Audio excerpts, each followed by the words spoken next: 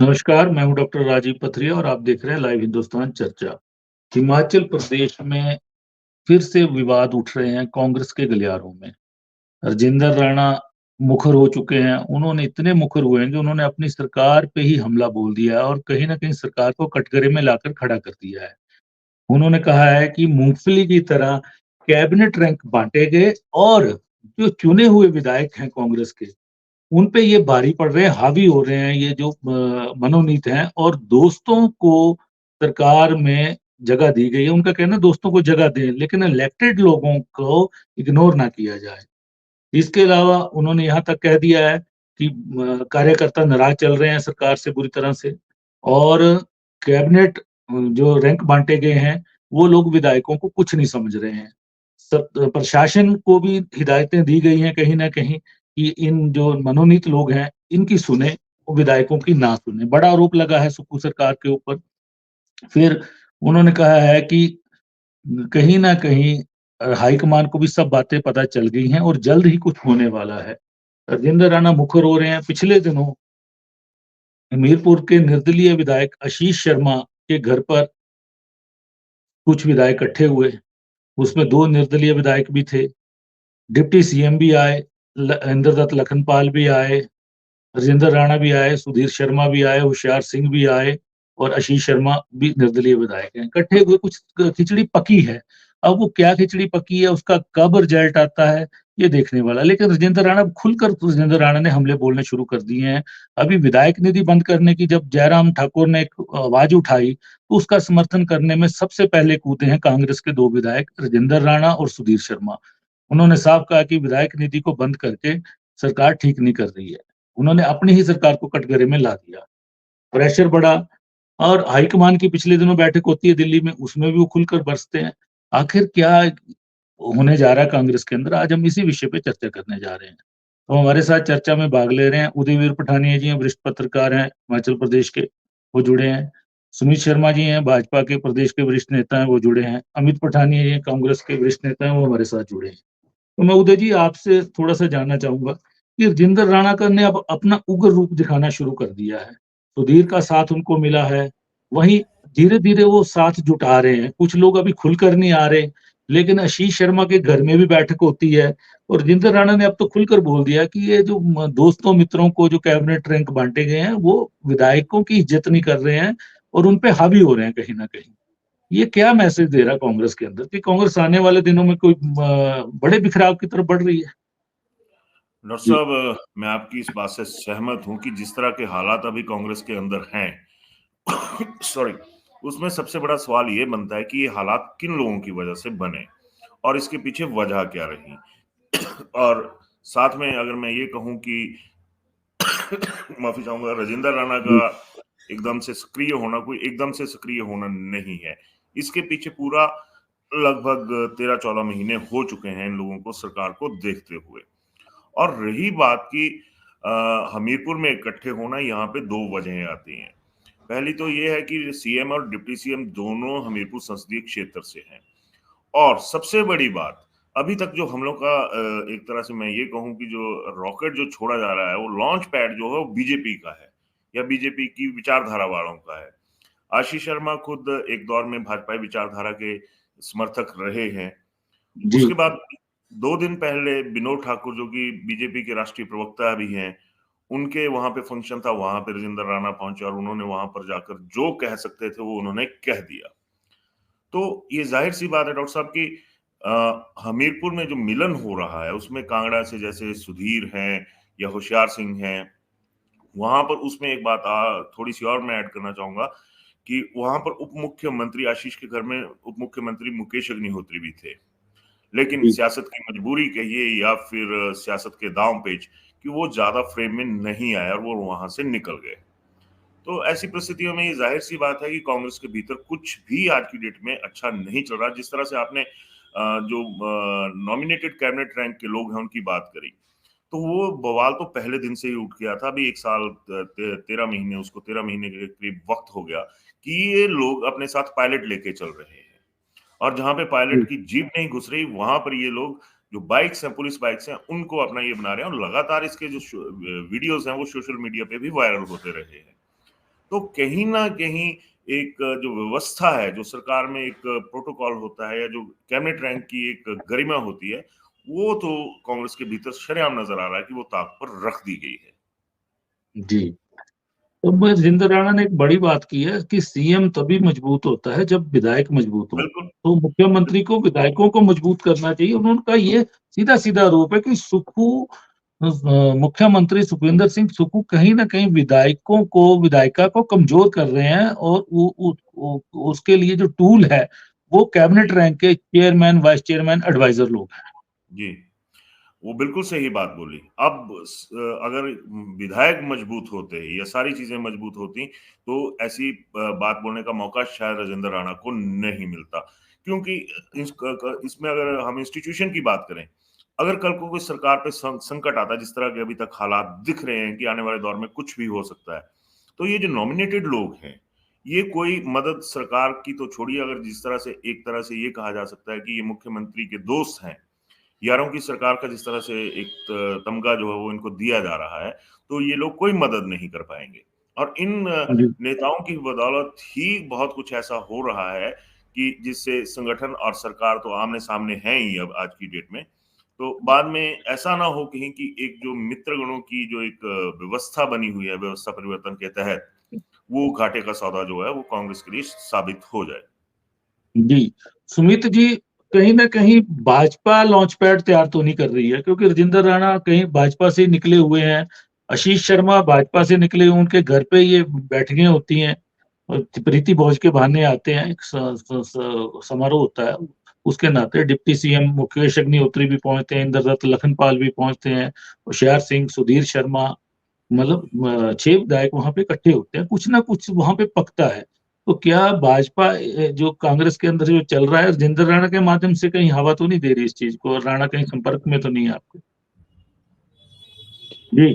धन्यवाद धन्यवाद डॉक्टर साहब।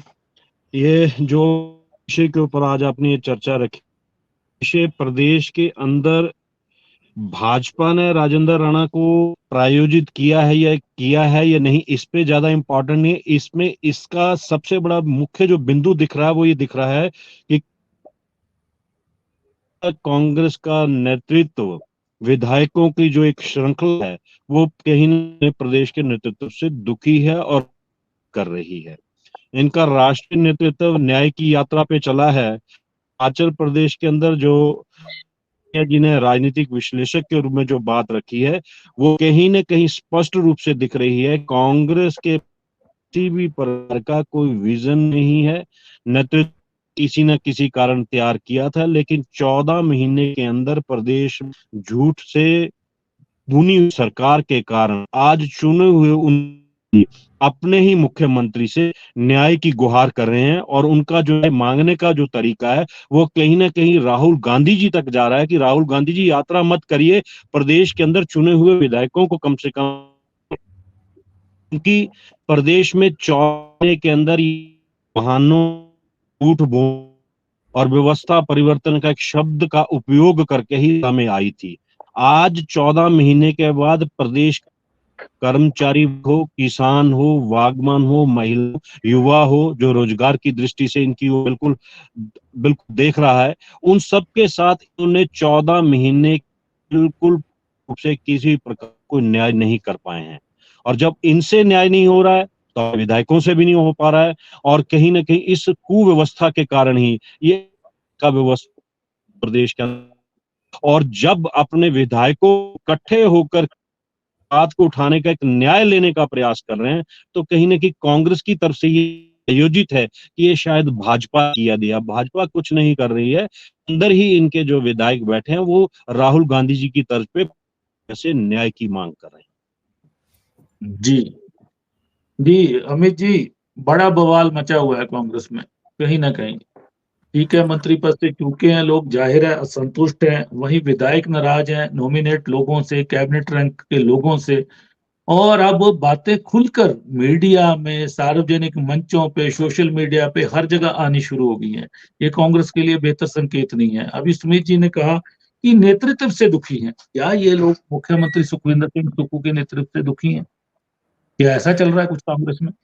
देखिए डॉक्टर साहब, पहले तो आप सभी बड़े भाइयों का स्वागत है। और ये जो नेतृत्व की बात कर रहे हैं भाई सुमित जी, मैं इनसे इनकी बात से सहमति रखता हूँ, क्योंकि दो दो बातें हैं। एक आपने बात रखी कि सरकार में विधायक जो हैं खुश नहीं है, दूसरी इन्होंने बात रखी कि राहुल गांधी की न्याय यात्रा। तो ये दोनों अलग पहलू हैं। न्याय यात्रा क्यों है, ये पहले आपको समझना पड़ेगी। जो देश में नहीं, अराजकता हमने न्याय यात्रा नहीं है ना, समझनी, हमें हाँ, की हमें की मैं वही कह सुनिए। रहा हूँ। तो वो अकेला इनका सवाल ये है कि हाईकमान न्याय सर, यात्रा में मस्त है, हिमाचल पे ध्यान नहीं दे रहा, जैसे नहीं बाकी देखिए सरकारें हाथ से हिमाचल में निकली हैं, अभी देखिए, हिमाचल मैं भी वही निकल जाएगा। डॉक्टर साहब मैं इनका उसी के इनका ऊपर बता इनका रहा था। इशारा उस तरफ है देखिए कि भाजपा कुछ नहीं इशारा कर रही है, इशारा कोई लॉन्च पैड नहीं दे इशारा रही है इनको। इशारा इनका जी। कहीं भी हो, मैं उनको बातों को सहमति में उन्हीं की बातों का जवाब दे रहा था कि इनकी दोनों बातों का अलग अलग पहलू है। मैं जो आज का विषय, जिस विषय पे हम डिस्कशन कर रहे हैं, उस पहलू पे आता हूँ कि देखिए डॉक्टर राजेंद्र राणा जी ने क्या कहा। राणा जी की अखबार, उनके कहने का भाव क्या था, और अखबार ने क्या छापा, लोगों ने क्या समझा, इसमें जाना पड़ेगा। सबसे बड़ी बात क्या है कि आज अगर विधायक कोई भी नाराज होता है, कल विधायक आज और पिछले कल सीएम साहब के साथ विधायकों की बैठक जो है शिमला में हुई है। विधायक प्राथमिकता के ऊपर बातें हुई हैं। तो उसमें तो कोई ऐसा मुद्दा तो आया नहीं कि विधायक नाराज है, विधायक फलानी ये जगह से प्राथमिकता नाराज है। में नहीं, वो तो नहीं, डेवलपमेंटल इश्यू होते देखिए, हैं, हाँ नहीं वो डॉक्टर छोड़िए साहब, आप। तो नाराजगी तो कहीं भी जाहिर हो सकती है ना। हम्म, आप दूसरी बात ये है हाँ। कि राजेंद्र राणा ने अगर क्या कहा है, राजेंद्र राणा जी ने ये कहा है कि मैं नाराज हूँ। देखिए पहली बात हमें ये समझनी पड़ेगी, सीएम और डिप्टी सीएम एक ही पार्लियामेंट से हैं। पद सरकार में एक ही जगह दिए जाते हैं, तो कई लोगों को मतलब वहां पे कैबिनेट रैंक नहीं मिल सकता है। हर किसी को कैबिनेट मिनिस्टर नहीं बनाया जा सकता है। तो हो सकता है राजेंद्र राणा जी की वो दर्द हो। रही बात कौन आगे आ गया कौन पीछे आ गया, ये चीजें समझनी पड़ेंगी। राजेंद्र राणा जी की बात को भी आपको समझना पड़ेगा। और हम कांग्रेसी, जो देखिए कांग्रेसी हाईकमान जो है, जो माननीय मुख्यमंत्री सुखविंदर सिंह सुक्खू जी के जो कार्यकाल है उसके ऊपर संतुष्टि जताते उनको कहा है कि आप जितने भी लोग हैं इनको एडजस्ट करिए, कोई चेयरमैनी में एडजस्ट करिए। तो वो अब दिन प्रतिदिन, क्योंकि बजट का भी देखना पड़ता है। आज आर्थिक स्थिति जो है हिमाचल प्रदेश की, वो हालात जो है, मैं कल भी अखबार में पढ़ रहा था पंजाब केसरी में, कि 7200 करोड़ रुपए का जो ऋण सरकार ले सकती है, उसमें भी 600-700 करोड़ का सेंट्रल गवर्नमेंट ने कट लगाया है। तो उस कट की वजह से भी तो नुकसान, कहीं ना कहीं आर्थिक स्थिति जो है प्रदेश को झेलनी पड़ रही है।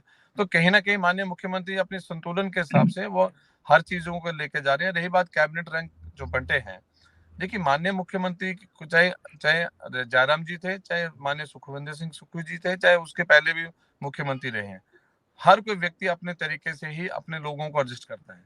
उसमें कोई मित्र है, कोई घर का व्यक्ति है, वो उसने तय करना है। उसमें ना तो कोई विधायक, मतलब विधायक को नाराज होने की जरूरत है, और ना ही किसी संगठन के लोगों को एडजस्ट तो करना ही पड़ेगा ना। अब सुनील शर्मा बिट्टू जी हैं, वो कहीं ना कहीं उनके साथ 30-35 साल से संबंध है, उनके साथ संगठन में महामंत्री भी रहे हैं। तो अगर उनको एडजस्ट किया तो उसमें कोई बुरी बात तो नहीं है। और रही बात रघुवीर सिंह बाली को अगर कैबिनेट रैंक दिया है कांगड़ा में, तो रघुवीर सिंह बाली का चुना हुआ विधायक है। तो कहीं ना कहीं ये संतुलन जो है वो माननीय मुख्यमंत्री जी ने बनाया है।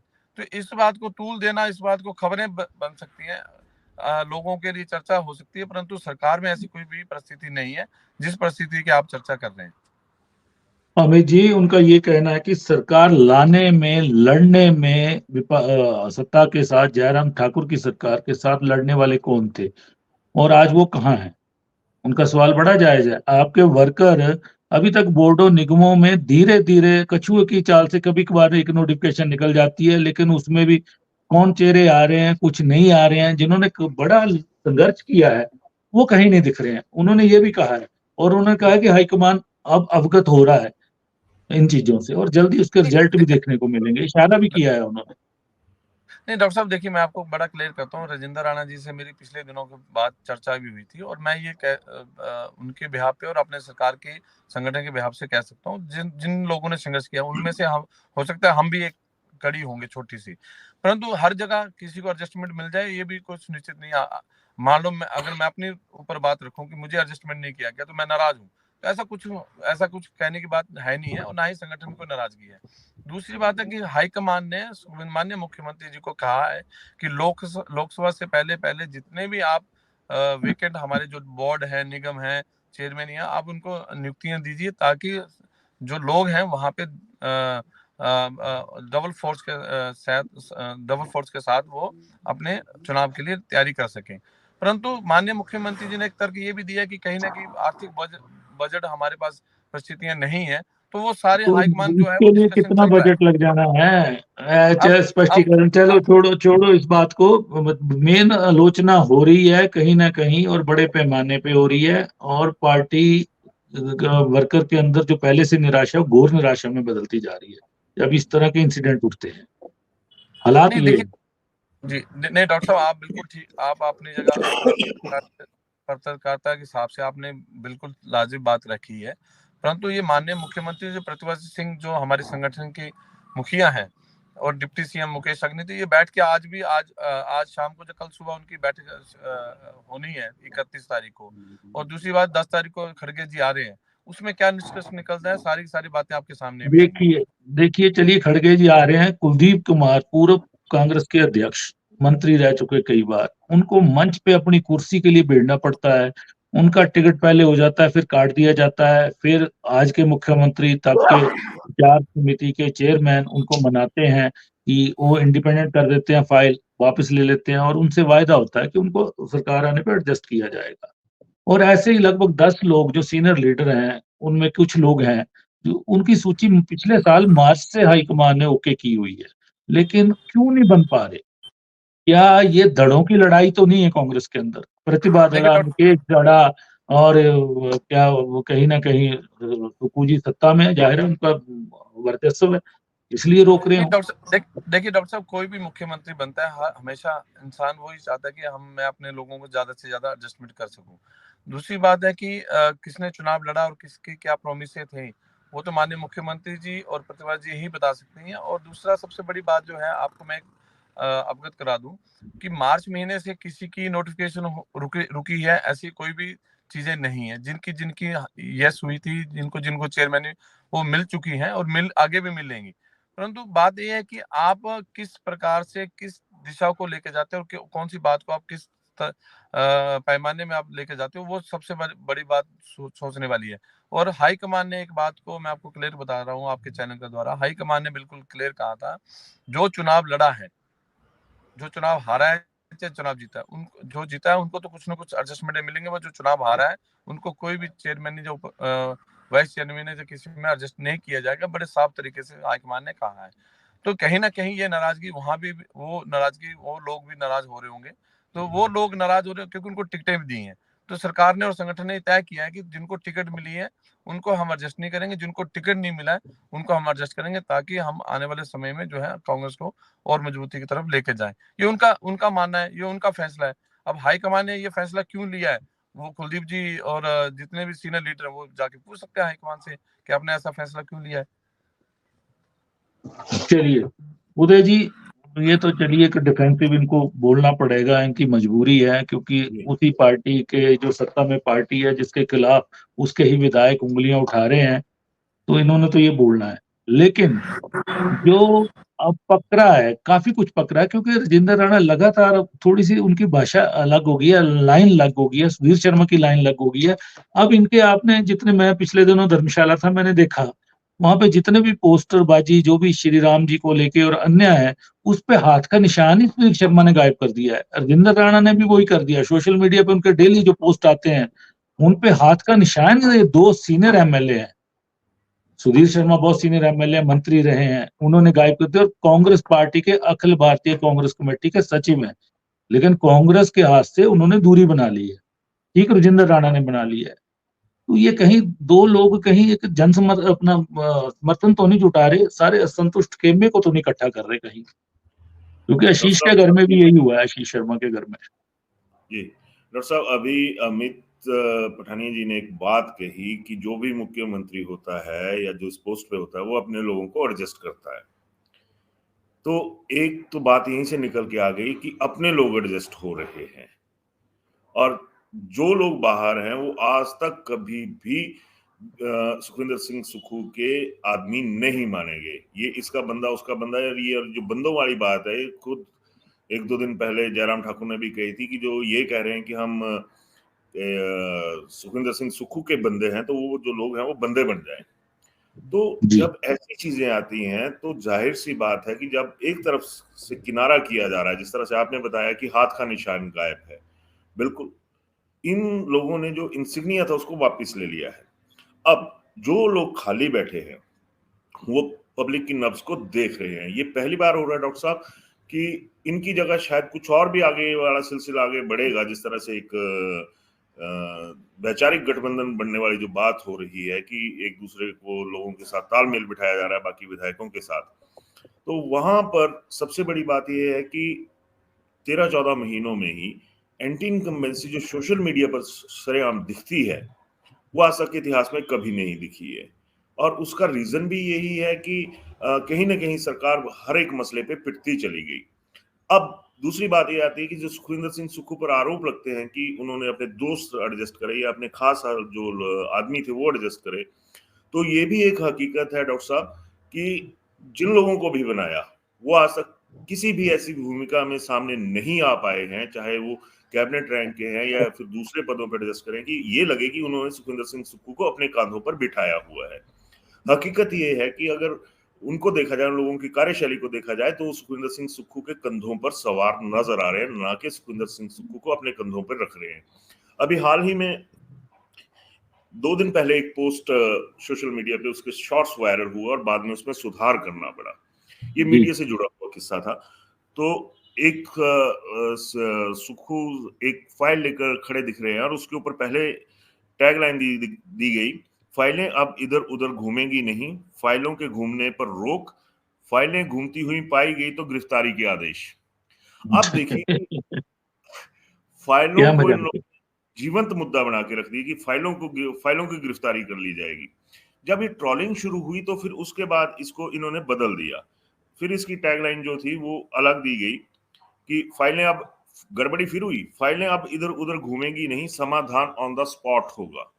और अगर आप इन पोस्ट के पीछे बैकग्राउंड म्यूजिक देखें, मैं मीडिया से संबंधित लोगों की बात कर रहा हूँ जो सरकार को बैकअप दे रहे हैं, तो उसके ऐसे लगता है उसके पीछे बैकग्राउंड का ऐसा म्यूजिक छोड़ा जाता है जैसे किसी बहुत बड़े हीरो की एंट्री हो रही है और ये सियासत समाज की नहीं है, ये बॉलीवुड की एक बैकग्राउंड जो म्यूजिक है उस तरह से उस चीजों को प्रेजेंट किया जा रहा है। तो ऐसे में सवाल उठता है कि क्या राजेंद्र राणा ने ये बात गलत बोली कि जब सरकार को जरूरत होगी तो बैकअप एमएलए देंगे। यहाँ पर तो उल्टा बैकअप खींचने वाली बात नजर आ रही है। तो ये जाहिर सी बात है डॉक्टर साहब की ये एक अंदर खाते कांग्रेस के अंदर एक बहुत बड़ा बवाल इकट्ठा हो रहा है, और जितना अगर इसको नहीं संभाला गया, इसमें जितनी देरी होगी ब्लास्ट उतना ही बड़ा होगा और इसका नुकसान भी उतना ही ज्यादा होगा।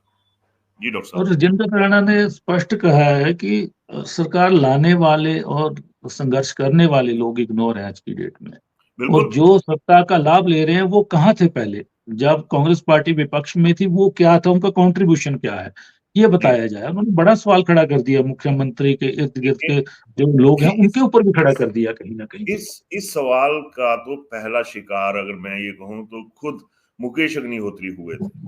आज की डेट में उनकी भी ट्रोलिंग हो रही है कि पंडित जी आप तो ऐसे ऐसे बोला करते थे, अब क्या हो रहा है। मुकेश अग्निहोत्री ने अपने मुंह पे ताला लगाया हुआ है, वो कुछ नहीं बोल रहे इस मुद्दे के ऊपर। इसी तरह से अगर मैं अमित भी शायद इस चीज के या तो भुक्तभोगी होंगे या गवाह होंगे कि जो सरकार को लाने वाले लोग थे, धरना प्रदर्शन के बीच में जब चलता था तो सरकार केस दर्ज करती थी, वो केस आज तक वो कांग्रेस वापस नहीं हुए, आज तक वापस हुए, नहीं हुए। है बिल्कुल। ना जी। तो फिर जो फाइलें सरकार ने चलानी है वही इनसे गिरफ्तार नहीं हो रही, अगर इनमें इनकी भाषा में कहूं तो फिर कौन सी व्यवस्था की बात कर रहे हैं, कौन से उसकी बात कर रहे हैं। क्योंकि जिन लोगों को सीएम के साथ रखा गया है, सीएम साहब ने खुद अपने साथ रखा है, वो खुद कहीं ना कहीं एक तरह से ये घिर गए हैं अपने ही जाल में, क्योंकि जो लोग साथ में हैं उन्होंने इनको बचाने की या इनको किसी और तरीके से मैनेज करने की कोशिश नहीं की है।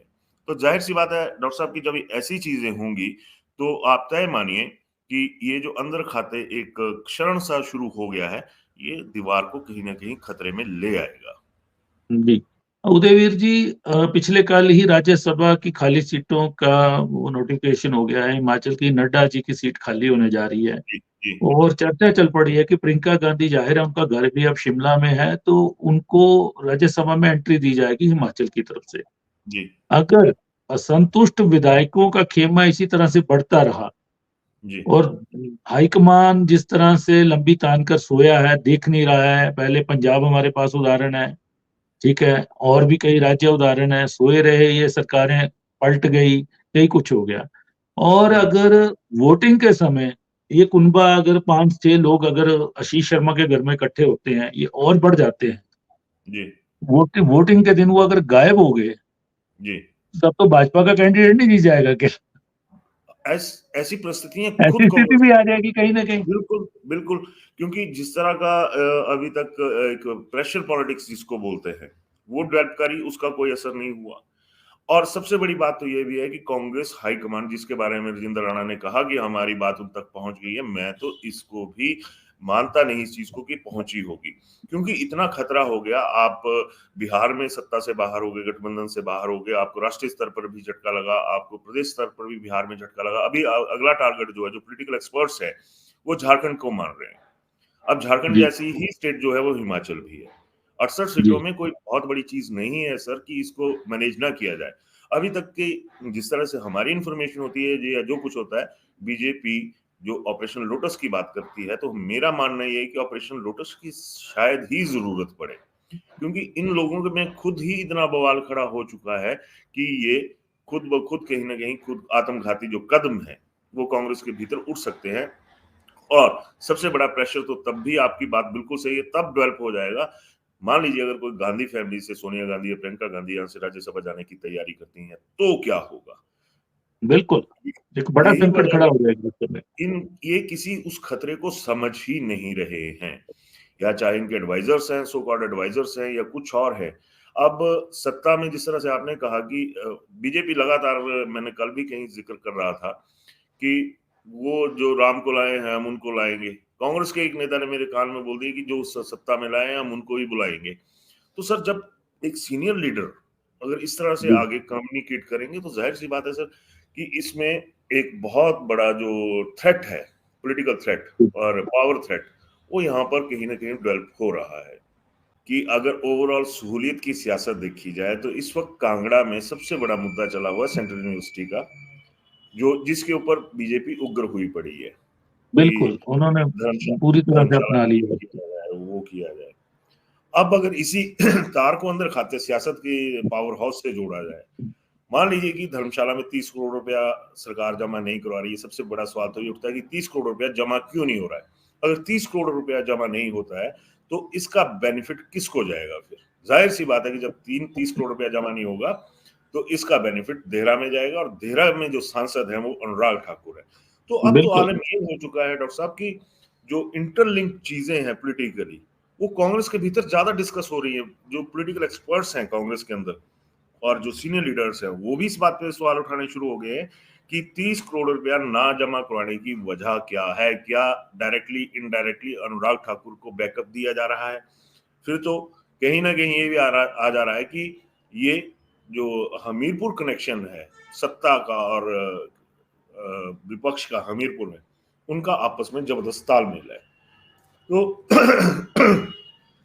पिक एंड चूज की पॉलिटिक्स तो दोनों दलों में बराबर चली हुई है, इसमें कोई दो राय नहीं है। जी।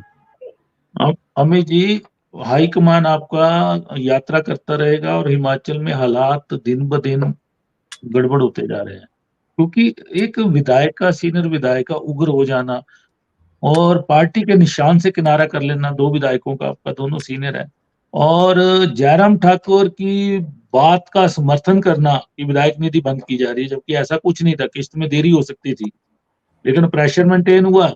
और वहीं पे सुधीर शर्मा और उन्होंने बड़े बड़े बयान दाग दिए, वो भी बयानवीर बन गए। तो मुख्यमंत्री सुखविंदर सिंह सुक्खू को कहीं ना कहीं उन्होंने कटघरे में तो खड़ा किया है, उनकी कार्यशैली को लेके किया है। हाईकमान इन चीजों पे अगर ध्यान नहीं देगा, और राजनीति और सत्ता नीति दोनों में बहुत फर्क होता है। राजनीति तभी होती है कि जब आपने आगे के लिए भी बहुत अच्छा करना पार्टी के लिए, सत्ता नीति होती है 5 साल के लिए। और जी कहीं ना कहीं आपकी सरकार सत्ता नीति पे केंद्रित होकर रह गई है, ऐसा देखने को मिल रहा है। अमित जी। नहीं, देखिए डॉक्टर साहब, हिमाचल की मैं बात रखूं तो हिमाचल इससे बहुत भिन्न है। और रही बात राजेंद्र राणा जी और सुधीर शर्मा जी की, Sudhir Sharma ji last time cabinet minister थे, तो सबको मालूम है कि बहुत सीनियर लीडर हैं, कैबिनेट मिनिस्टर रहे हैं। राजेंद्र राणा जी भी उस समय विधायक थे, पर उनको कैबिनेट रैंक नहीं दिया गया था। तो जरूरी नहीं है कि आपको उसमें कैबिनेट रैंक मिला तो इस सरकार में भी आपको कैबिनेट रैंक मिल सकता है। ये बात देखिए, दो ही उदय उदय भाई जी की मैं बात को सहमति देते हुए ये कह सकता हूँ कि रॉकेट कहाँ से लॉन्च हो रहा है, ये समझना पड़ेगा। लोग जानते हैं। देखिए डॉक्टर साहब, आप एक बात राजेंद्र राणा जी और सुधीर शर्मा जी की बात मैं रखूं, सुधीर शर्मा जी के साथ हमने जितना व्यक्तिगत हमने उनसे काम किया होगा, शायद ही कोई मैं आपके चैनल के द्वारा ही कह रहा हूँ कि हमने संगठन के द्वारा भी बहुत सी उनसे मदद की है, और सुधीर शर्मा जी बहुत सीनियर नेता भी हैं। तो कहीं ना कहीं उनको ये लगता है कि यार मेरे जूनियर कैबिनेट रैंक में आ गए हैं और मैं कैबिनेट रैंक में नहीं पहुंचा हूं। तो ये कैबिनेट किसको लेना है किसको नहीं लेना है, ये तो मुख्यमंत्री जी के का अधिकार है, विशेषाधिकार है। पहली बात। दूसरी बात ये है कि राजेंद्र राणा जी को धूमल जी के साथ मुलाकात होती है, राजेंद्र राणा जी आशीष शर्मा जी के घर में की बात रखते हैं। तो राजेंद्र राणा जी अगर यही बात जब इनकी लोकसभा की रिगार्डिंग जब सेंटर में बात हुई थी, माननीय राहुल गांधी जी खड़गे जी के सामने जब बात रखी गई थी, तो ये वहां भी बात उन्होंने खुलकर बोला है। ऐसी ऐसी ऐसे समाचार आए हैं मीडिया में, नहीं डॉक्टर साहब उन्होंने मैं वही कह रहा खुलकर हूँ। धोया है। अगर जी। डॉक्टर साहब अगर आप ये मान लें कि अगर उन्होंने खुल के धोया होता, तो क्या हाईकमान इतनी बैरी गूंगी थोड़ी है कि उनकी बात को ना सुनते नहीं। राजीव शुक्ला जी हमारे संगठन के प्रभारी हैं। राजीव शुक्ला जी के साथ उनकी क्या बात हुई है क्या नहीं हुई है, ये आपको भी नहीं मालूम है। कहने का मतलब क्या है कि सुर्खियां बटोरने के लिए या सुर्खियों में रहने के लिए कुछ मैं बात रख दूं, तो वो औचित्य नहीं होगा। और रही बात सेंटर की, सेंटर ने इसके ऊपर बहुत बारीकी से बात रखी है, और उन्होंने जानते भी हैं कि सुधीर शर्मा जी को क्या देना है। हो सकता है कि राजेंद्र राणा जी आपके यहाँ नहीं, से अब लेने लेने की तो बात ही नहीं। सुनो अमित जी, राजेंद्र राणा से जब पूछा गया पत्रकारों द्वारा कि मंत्री पद आप लेंगे कि नहीं, उन्होंने बोला अगर ऑफर भी होगा तो विचार करूंगा, अब लूंगा नहीं सीधा। और दूसरी बात, सुधीर शर्मा राष्ट्रीय सचिव है पार्टी के, और ये कार्यकारी अध्यक्ष है हिमाचल के राजेंद्र राणा। दोनों ने आपके हाथ के निशान से दूरी बना ली है, हटा दिया उन्होंने हर जगह से हाथ का निशान। ये नहीं बहुत बड़ी तो बात है। नहीं ये आपको संकेत, ये खुले चुनाव से संकेत दे रहा है, लेकिन डॉक्टर जाग साहब नहीं रहा है कोई। चुनाव से पहले तो ये भी सुर्खियां होती थी कि सुधीर शर्मा जी बीजेपी में जा रहे हैं। चुनाव से पहले तो टिकट तो चुनाव नहीं तो तो उन्होंने अब भी जा कांग्रेस पार्टी सकते से हैं, कोई बड़ी बात नहीं है। नहीं जिस नहीं, हिसाब तो से चुनाव माहौल तो बन रहा है। डॉक्टर साहब चुनाव तो उन्होंने कांग्रेस पार्टी के चेहरे पे लड़ा है ना, कांग्रेस पार्टी के हाथ से लड़ा है। तो कहीं ना कहीं ये बातें सिर्फ तो हाथ 2 से दिन के किनारा लिए क्यों कर लिया उन्होंने? डॉक्टर साहब 2 दिन की सुर्खियों बटोरने के लिए ये बातें हो सकती हैं, परंतु संगठन में और सरकार में ऐसी कोई बात नहीं है। और मैं आपको स्पष्ट करा रहा हूँ। दूसरी सबसे बड़ी बात जो है, उदय भाई जी भी इसको सहमति देंगे और आप भी सहमति देंगे, हो सकता है लोकसभा के हमारे कैंडिडेट हो। कोई बड़ी बात थोड़ी है। हो सकता है लोकसभा से ना चुनाव लड़ना हो, इसके बाद उसके ऊपर ये टिप्पणी जी, कर दें। कुछ भी वो हो सकता इनकार है ना। कर चुके हैं, दोनों नेता हाँ, इनकार कर चुके हैं। चलिए तो वो उदयवीर जी, हाई जी। उदयवीर जी। अब मैं वही उसी बात पे आ रहा हूँ। अमित ने एक बात कही कि हो सकता है कि वो एमपी के उम्मीदवार हों, हमीरपुर से राजेंद्र राणा हो जाएं, यहाँ से सुधीर शर्मा हो जाएं, कांगड़ा चंबा से। लेकिन उन दोनों का अमित ये कहना है कि जिनको सरकार ने मजबूती दी है पिछले 12-14 महीनों में, उनसे चुनाव लड़वाओ। और तो खुलेआम कह चुके हैं वो। ये भी एक हकीकत है कि जो एक एक्सेप्टेबिलिटी का क्राइटेरिया होता है, ऐसा नहीं है कि हाँ, मैं अगर अपनी बात कहूं कि मैं सुधीर शर्मा का उनके लिए थोड़ा सा सॉफ्ट कॉर्नर कर रख रहा हूं या कुछ ऐसा है। ये सारी वजहें जो हैं वो कांग्रेस के भीतर से निकलकर सामने आ रही है कि इन चीजों को। दूसरी बात जो मैं यहाँ पे डॉक्टर साहब डिस्कस करने भूल गया कि मंत्रिमंडल में जिस तरह से हर जगह अपनी पसंद नहीं हो सकती है, चाहे वो कोई भी पुराना मुख्यमंत्री रहा हो। यहां तक जी, कि अगर मैं आपकी कांग्रेस की बात करूं अमित, तो जी क्या कहते पंडित सुखराम और वीरभद्र सिंह का 36 का आंकड़ा रहा था, लेकिन उसके बावजूद उनके बेटे को एडजस्ट किया गया था, अनिल शर्मा को, वीरभद्र सिंह की कैबिनेट में। तो यहाँ पे 5 लोग जो हैं वो तमाम एक क्षेत्र विशेष से 5 मंत्रिमंडल के लोग आ गए। अब ये मुद्दा ये नहीं रहा है कि कांग्रेस के भीतर क्या हो रहा है, कांग्रेस के भीतर पिक एंड चूज या जो भी कहें, फेवरिज्म कहें, कुछ भी कहें, ये मुद्दा अब पब्लिक का मुद्दा बन चुका है। अगर एटलीस्ट लोअर की बात करें तो यहाँ पे सीधा कहा जा रहा है कि हम लोगों को वो हक नहीं मिला जब हमने सत्ता दी या सब कुछ दिया। तो व्यवस्था परिवर्तन की बात आती है, तो अब व्यवस्था परिवर्तन की बात जो है वो भी कहीं ना कहीं एक कटाक्ष का वजह बन गई है। सीधा कटाक्ष किया जा रहा है कि क्या शिमला की तैयारी है अगली बार, या फिर एक शिमला निकाल लीजिए, बाकी छोड़ दीजिए, 3 छोड़ दीजिए। तो ईमानदारी से अगर जब नेता बात करते हैं तो कांग्रेस के नेता ही ये मानते हैं कि आज की जो हकीकत है और जो अभी तक ground reality because of Congress बनी है, वो कांग्रेस को कहीं इतना नुकसान ना पहुंचा दे कि 4-0 भी हो जाए और शर्मनाक तरीके से 4-0। बिल्कुल, बिल्कुल, बिल्कुल। कुछ भी हो सकता है, कुछ भी हो सकता है जो हालात चल रहे हैं। चलिए चर्चा को विराम देते हैं। तो आज हम चर्चा कर रहे थे कि कांग्रेस पार्टी के अंदर सब कुछ ठीक नहीं चल रहा है और कांग्रेस पार्टी के विधायक खुलेआम अब बयान देने लग पड़े हैं कि विधायकों के ऊपर नॉमिनेटेड जो कैबिनेट रैंक बाँटे गए हैं मूँगफलियों की तरह, वो लोग हावी होने लग पड़े हैं। कार्यकर्ता निराश है। और विधायकों को मजबूत करें मुख्यमंत्री, विधायक मजबूत होगा तो सब मतलब बड़े-बड़े और 2 बड़े नेताओं ने कांग्रेस के हाथ से किनारा कर लिया है। उनकी किसी भी पोस्ट पे, झंड बैनर पे कहीं भी कांग्रेस का हाथ नहीं है। एक राष्ट्रीय सचिव हैं, ऑल इंडिया कांग्रेस कमेटी के सुधीर शर्मा और एक हिमाचल प्रदेश कांग्रेस कमेटी के कार्यकारी अध्यक्ष हैं प्रदेश के, राजेंद्र राणा। और वहीं पे बैठक होती है मीरपुर में, उसमें बड़े लोग भी आते हैं और सिलेक्टिव लीक होता है फोटो का, ठीक है? उसमें डिप्टी सीएम भी आते हैं भोज के लिए, इंद्रदत्त लखनपाल भी आते हैं जो वहाँ के मीरपुर से एमएलए हैं बड़सर से। लेकिन फोटो सिलेक्टिव लीक किया जाता है राजेंद्र राणा, सुधीर शर्मा, निर्दलीय विधायक आशीष शर्मा और होशियार सिंह का। और 2 लोग फ्रेम से बाहर हो जाते हैं। ये सिलेक्टिव लीक कहीं न कहीं या तो आगाह करने के लिए किया गया हाईकमान को और मुख्यमंत्री सुखविंदर सिंह सुक्खू को कि नाजुक माहौल होता जा रहा है तो थोड़ा ध्यान दिया जाए। लेकिन अगर ध्यान नहीं दिया और हाईकमान अभी तक सोया पड़ा है।